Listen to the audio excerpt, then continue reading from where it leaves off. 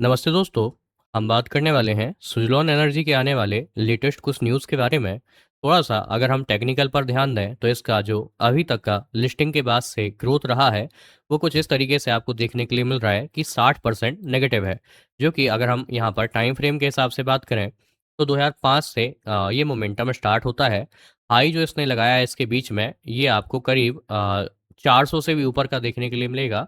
और इसके बाद अगर आप बॉटम की बात करते हैं तो 2-3 रुपए तक का भी इसका लो है और वहाँ से रिकवरी करके अभी आपको ठीक मोमेंटम इसका दिखाई दे रहा है। 1 साल में फिलहाल 31% से नेगेटिव और 5 ईयर्स के अंदर करीब 1700 से ज़्यादा परसेंटेज का रिटर्न यहाँ पर दे चुका है।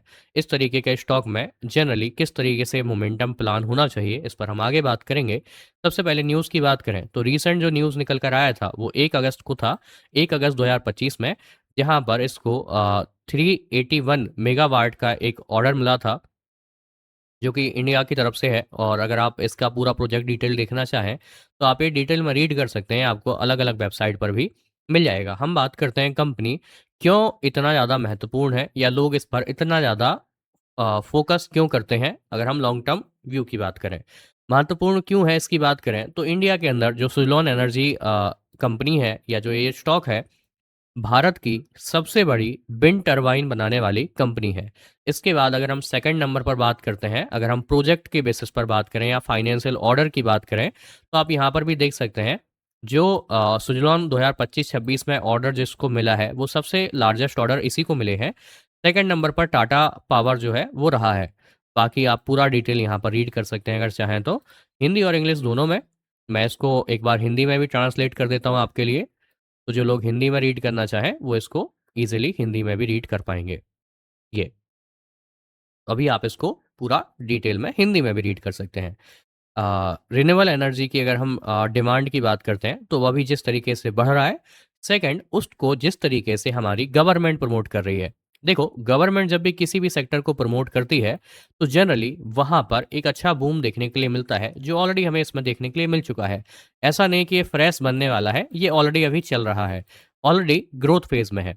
लेकिन हमें एक चीज़ समझना पड़ेगा कि जब कोई भी स्टॉक कोई भी सेक्टर या कोई भी इंडस्ट्री एक बार बहुत अच्छा ग्रोथ ले लेती है तो उसके बाद वो करेक्शन फेज में जाती है, कंसोलिडेशन फेज में जाती है। क्योंकि शेयर प्राइस जो है वो फ्यूचर प्रिडिक्शन पर चलते हैं। अगर फ्यूचर ऑलरेडी प्लान किया जा रहा है तो प्राइस जो है वो ऑलरेडी भाग चुके हैं।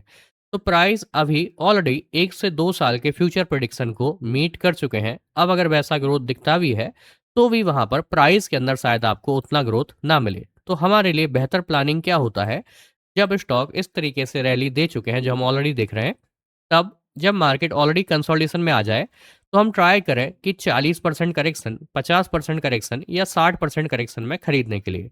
क्योंकि ये छोटे स्टॉक्स जो है आराम से 40-50% का करेक्शन दे जाते हैं, जो कि आप अभी देख भी रहे हैं। अगर हम अभी इसके हाई की बात करें तो यहाँ पे करीब 80-85 की रेंज में ट्रेड कर रहा था हाई, और अभी जो लोअर लेवल्स हैं वो 50-40 रुपए के आसपास दिखाई देते हैं, जो कि 50% का करेक्शन आपको दिखाई देता है।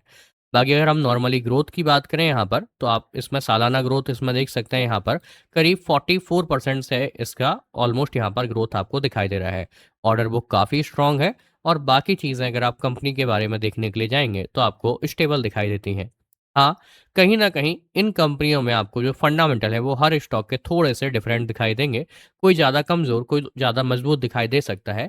लेकिन अगर हम सारी चीज़ों को बैलेंस बनाकर चलें तो हमारे लॉन्ग टर्म इन्वेस्टिंग में ज़्यादा बेनिफिट हमें दिख सकता है। तो ये ओवरऑल पूरा सुज़लॉन एनर्जी के बारे में था। न्यूज़ के बाद अच्छा मोमेंटम रहा, लेकिन उसके बाद फिर से हम वही रेंज पकड़ लिए हैं जो हम पहले रेंज में चल रहे थे। क्योंकि जैसे मैंने आपको कहा कि स्टॉक ऑलरेडी बहुत बड़ा रैली दे चुका है। तो लॉन्ग टर्म इन्वेस्टिंग के लिए काफ़ी अच्छा है, लेकिन न्यूज़ बेसिस पर सिर्फ शॉर्ट टर्म एंट्री के लिए नहीं जाना बेहतर होगा। क्योंकि स्टॉक अभी किसी मोमेंटम के अंदर या किसी नए ब्रेकआउट की तरफ नहीं दिखाई देता है। ये इसका अभी प्राइस रेंज बना हुआ है। वीडियो पसंद आए वीडियो को लाइक करना और चैनल को सब्सक्राइब करना मत भूलिएगा।